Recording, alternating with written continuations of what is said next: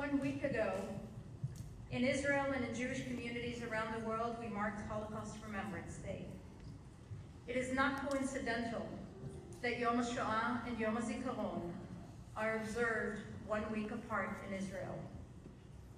On Yom HaShoah, we remember the catastrophic price that our people paid when we had no country to turn to and no army to protect us. On Yom HaZikaron, we remember the painful price that we are paying for the privilege of our regained sovereignty, for the privilege of regaining control of our destiny, for the privilege of having an army to defend ourselves.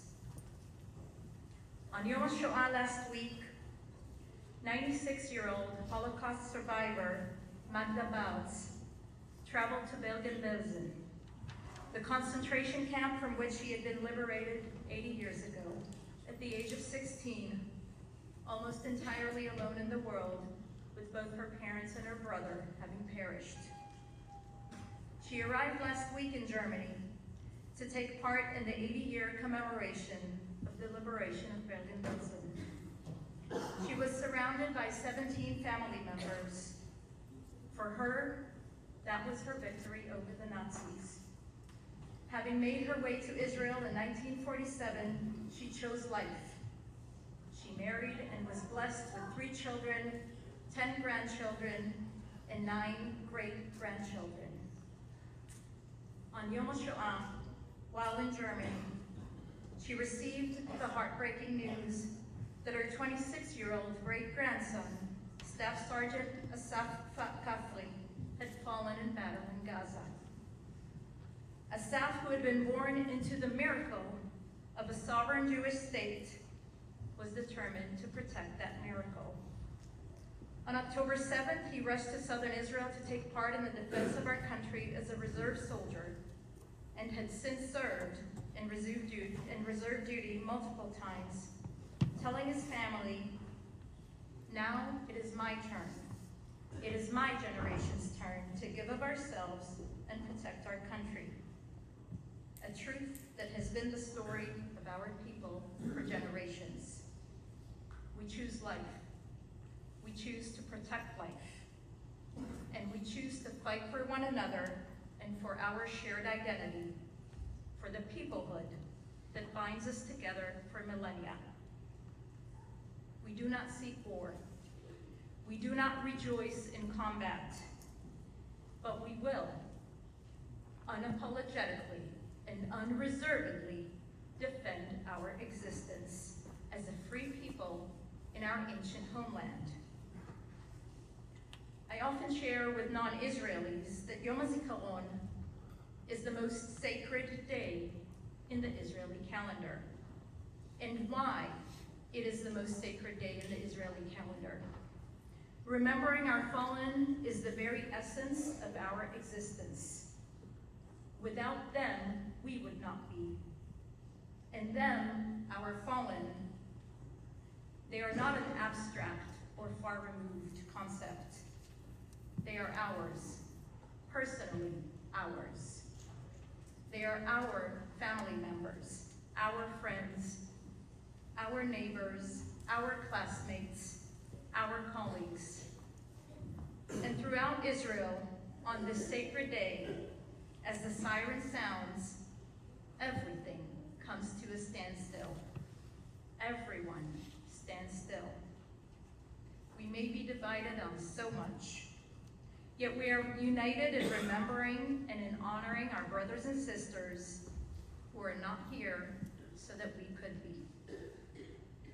Today we honor the memory of 25,420 fallen soldiers, men and women, who have fought to protect our independence and our continued survival.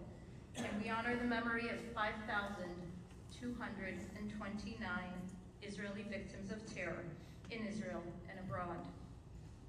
This past year of the ongoing war, 380 fallen soldiers and 79 civilians have been added to the growing number of our fallen.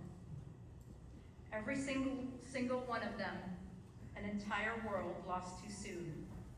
And as we gather here, We are also well aware of the horrific reality in which today, 571 days since October 7th, there are still 59 souls who are languishing in torturous captivity in Gaza. We have a responsibility to ensure that those of them who are living never be added to the list of the fallen, and that those who have fallen be brought to rest in Israel. The responsibility to bring them all home is ours, but not only ours. This is the most basic responsibility for anyone who claims to stand for life, freedom, and humanity.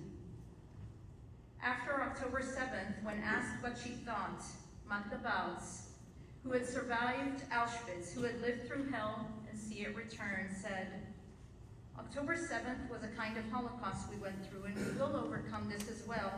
You'll see, I won't be here anymore, but it will be good here. I believe this with all my heart." These words of hope and resilience are what has defined the Jewish people for millennia. They are etched in our identity, in the anthem of our people, and in all that we teach our children. We finally have the power to defend ourselves, but our true strength comes not from our military might, but from the eternal spirit of our people. From our determination to survive and overcome, to choose life in the most difficult of circumstances, to fight for one another, knowing that whatever differences we may have, we are above all one people, with a shared past, a shared present, and a shared future. That is also our shared commitment to all of our fallen loved ones. For them, and for all the generations of Jews who came before us, we will continue to hope, to build, and to rebuild. We will continue to stand tall and proud, and we will continue the incredible story of the Jewish people. Today and always, Am Yisrael Chai. May the memory of our fallen loved ones be forever blessed. Yehi Zichram Baruch.